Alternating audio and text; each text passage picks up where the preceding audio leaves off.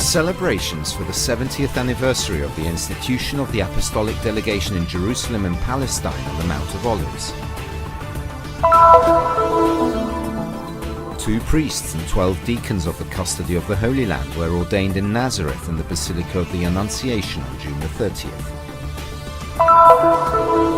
A new window was inaugurated on the 23rd of June in the Basilica of the Annunciation in Nazareth, a gift from the Fazenda da Esperança, a Brazilian community for the recovery of those suffering from addiction. A new centre for the elderly in Bethlehem was inaugurated at the Catholic Action Centre, thanks to the support of the Presidential Committee for Church Affairs in Palestine. Born in 2016 through the efforts of some students of Bethlehem University, the group now involves dozens of students united by the desire to build and change the world through culture.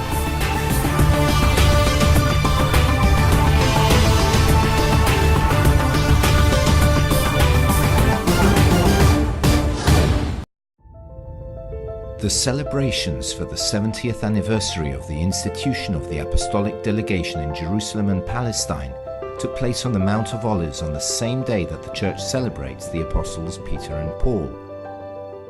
The delegation was created on the 11th of February 1948 by Pope Pius XII, separating the territory of Jerusalem, Palestine, and the newly formed Jordan and Israel, as well as the island of Cyprus from the Apostolic Nunciature in Cairo.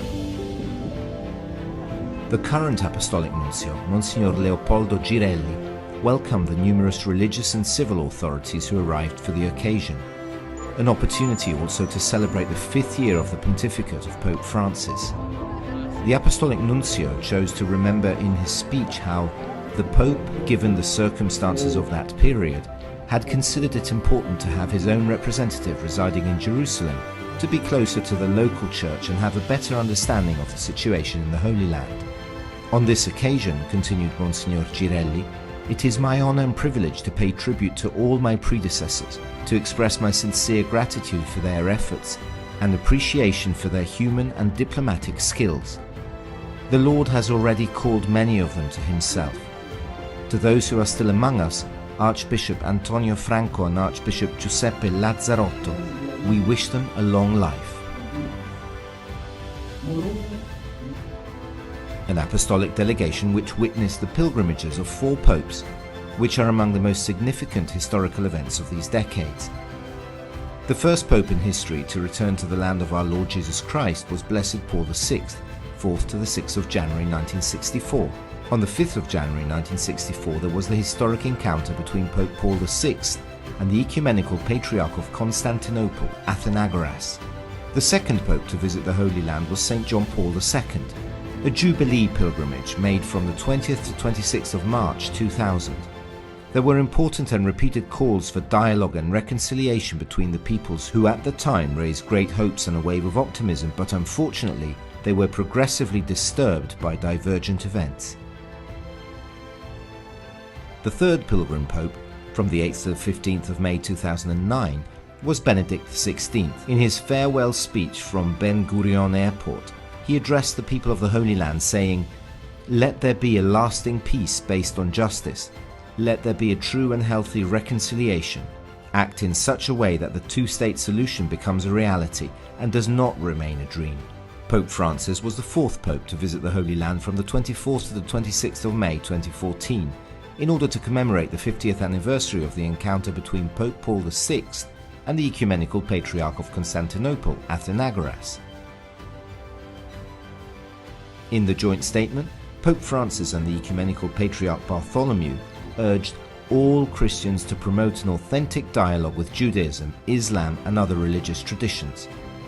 Monsignor Leopoldo Girelli concluded his speech by claiming how the whole Vatican diplomacy serves the mission of the Pope, which is essentially a spiritual mission with different objectives, and which includes the defense of religious freedom, human dignity and human rights, as well as the promotion of reconciliation and peace and the protection of the environment.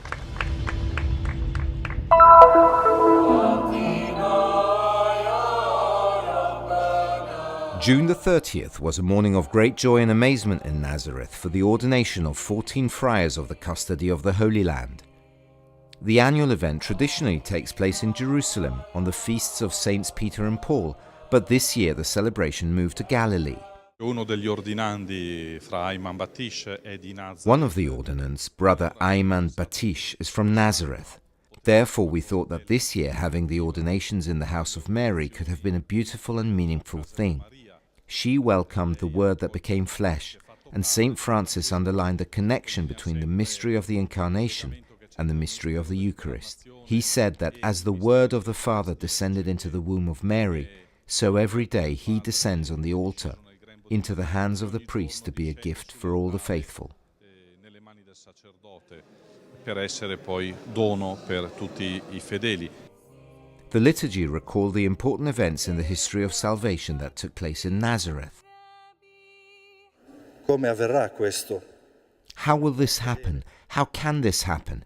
This is the great question that runs throughout the Bible and throughout our history, the history of man. Within this question there are the sense and the tension that animate life and make it beautiful and worth living, the consciousness of being called to something more, something beyond, which we cannot reach on our own and that can only be given to us. At the beginning of every salvation event, there is always this question, and a work that is not ours and comes from someone else.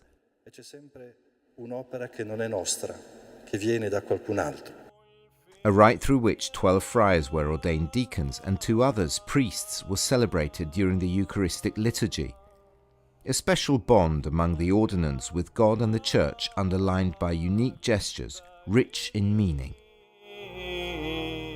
My vocation has always been guided and taken care of by Our Lady. Even this wonderful gift of the priesthood, receiving it here, in her home, where she said her yes to Jesus. I wanted to consecrate my life too, and to say a yes forever. It was very special for me. You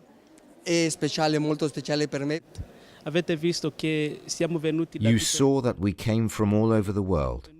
We have come to Nazareth to join the yes of Mary. Mary who said, "Here I am, thy will be done." We too, each in his own language, said, "Here I am," to express this gift so that his will be done.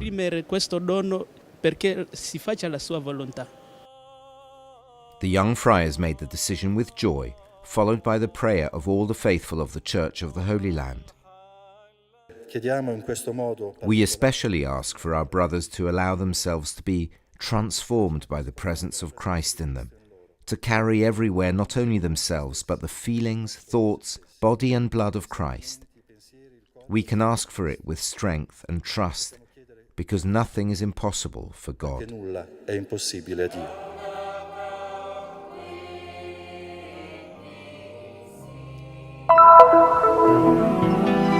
The Basilica of the Annunciation hosts a variety of artistic expressions from all over the world, which are representations of the Virgin of Nazareth in different cultures. Each representation is a piece of the history of faith. On Saturday 23rd of June, a new window was inaugurated in the Basilica of the Annunciation. This new window by the glassmaker Lawrence Heilmar, in collaboration with brother Pedro Pinheiro, came from Brazil, through the Fazenda de Esperança. It represents the yes of Mary, but also the mercy of God.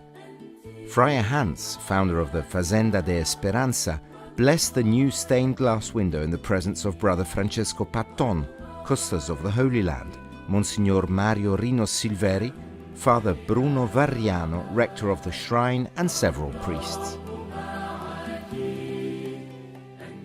The day began with a celebration of Mass in the Upper Basilica. The group also had the opportunity to take part in the Angelus in the Grotto of the Annunciation. According to the custos of the Holy Land, the window recalls the mystery of the Incarnation in the perspective of mercy, because it reminds us that God has approached us to save us and ask for the free, personal and voluntary collaboration of the girl from Nazareth who is the Virgin Mary.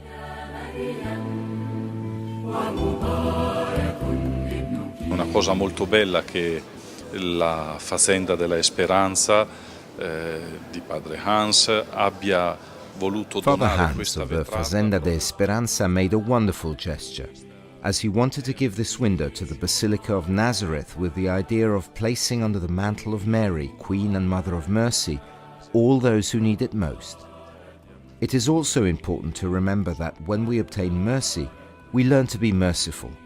This is how we become perfect, as our Father is perfect in mercy. Misericordia, poi bisogna che impariamo a nostra volta a diventare misericordiosi. È in questo modo che diventiamo perfetti come è perfetto il Padre nostro, che è perfetto nella misericordia. E noi celebriamo 35 anni. We celebrate the 35th anniversary of the foundation, and today we leave a stained glass window that speaks of the many graces we received from Our Lady. It is like saying thank you and entrusting to her all the youth and humanity that is without her. Toda a juventude, mas a humanidade que está sem esperança. Aquilo que aconteceu há 2000 anos atrás não é uma história. What happened 2,000 years ago is not a fairy tale.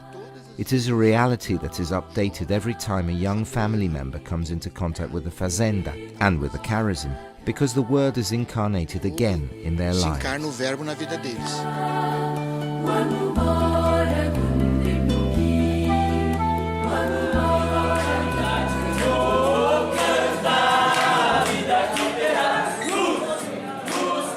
The Fazenda Esperanza is a recovery community for those suffering from addiction that has today 3,000 members and has welcomed more than 30,000 young people in the 130 communities around the world.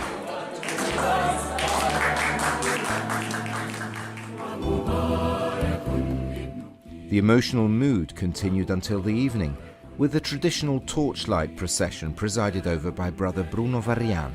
The stained glass window from the Fazenda da Esperanza depicts humanity visited by God, a humanity that experiences mercy.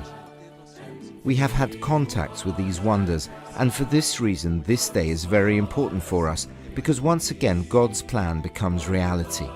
Nothing is impossible for him. Porque para ele nada é impossível.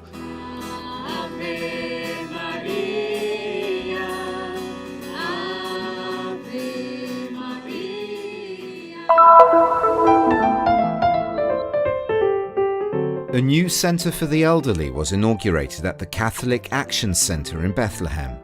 The head of the Presidential Committee for Church Affairs in Palestine, who supported this project, Dr. Hannah Amire, attended the gathering together with the treasurer of the Custody of the Holy Land, Friar Ramzi Sidawi, as well as Father Rami Asekerie of the Latin parish and some parishioners. The Presidential Committee supports a number of projects, including this one. In particular, this hall has a communitarian and vital value, which helps to strengthen the Christian presence in Palestine. Immediately after the inauguration, prayers were recited and the space was blessed. Oggi ci troviamo nell'aula per gli anziani. Today we find ourselves in the restored hall for the elderly who gather here every day. It is almost like a second home for them, where they spend a lot of time together and enjoy a range of activities. Therefore, it is a very important place for our elderly parents and grandparents. Per questi nostri grandi dell'età, i nostri padri, nonni. The centre was founded in the 50s and serves the area of Bethlehem, offering activities that involve groups of all ages. We can say that we are the only institute that gather all. We can say that people from the Bethlehem area gather at the centre for different activities and purposes. We are proud to be part of it, and we hope that more and more people will come to the centre in order to start more and more activities, thus bringing the word of God to this institute. Very good way and to raise the voice of God in this institute. My first favourite book is The Distance Between Us is a Martyr by Yamin Nobani. Mine is The 40 Rules of Love by Elif Shafak. It's one of the books that most influenced my life. The first books I read were written by the Palestinian novelist Ghassan Kanafani, the Saudi author Abdul Rahman Munif, and some Arab poets. They are students of Arab literature, business and psychology, history and geography, or even computer science. Different paths and backgrounds, but they all belong to the student group Books Not Walls. The idea of Books Not Walls was born thanks to me and my colleague Mira when he was in the 4th year and was about to graduate. We started because we realized that something was missing in the university. We wondered how it was possible that there was no cultural group of this kind in Palestine. We were struck by the presence of the wall around Bethlehem, and this is where we took the idea of the name of the group from, because we believe that we can break down walls with books, the walls of racism and the walls in front of our eyes. Born in the fall of 2016 under the arcades of Bethlehem University, where young Christians and Muslims mostly from Bethlehem, Jerusalem and Hebron study, today the group welcomes dozens of university students and continues to grow. At the heart of the project lies the love for reading and the certainty that through culture we can make a revolution and build. Our small purpose at the beginning was to accept others and accept cultural differences and new thinking, because we believe that Palestinian youth represents a hope for new generations and that we will be more equipped to face employment. We believe in the peaceful way. We do not attack anyone with weapons. Our only response are books and knowledge. Books are a sum of experiments that have been carried out over hundreds of years. So when we read them and reflect on them, we can generate a better culture and society. We have several initiatives aimed at promoting culture. First of all, that of our members, and we encourage them to love what they are doing. Sometimes we organize moments of social and religious dialogue because we are open to the other. We believe in the freedom of conscience and reject religious repression that has been imposed on society. We always try to promote critical thinking among students and help them express themselves and promote the freedom of developing their talents. A bookstore in which one can take and leave books for free, moments of reading in front of the separation wall between Palestine and Israel, or even meetings to discuss and deal with various issues. The initiatives are of the most varied kinds and always manage to intrigue or leave a mark. There was an exhibition of books organized on the occasion of Women's Day, and it impressed me that they had arranged them so beautifully, besides the fact that there were proposed works both by male and female authors. Then I got to know better the team members and I joined. It really had a big impact on my own personality. The nice thing I saw in this group is that I had a chance to compare myself with others in a different way. The most important thing is that they focus on books and encourage others to read. This is my favorite thing. This team is like a family and helps students mature their personalities. When I joined, I was one person. Now I'm a very different one. My general culture has improved. The way I treat others has changed, as well as my way of discussing or thinking.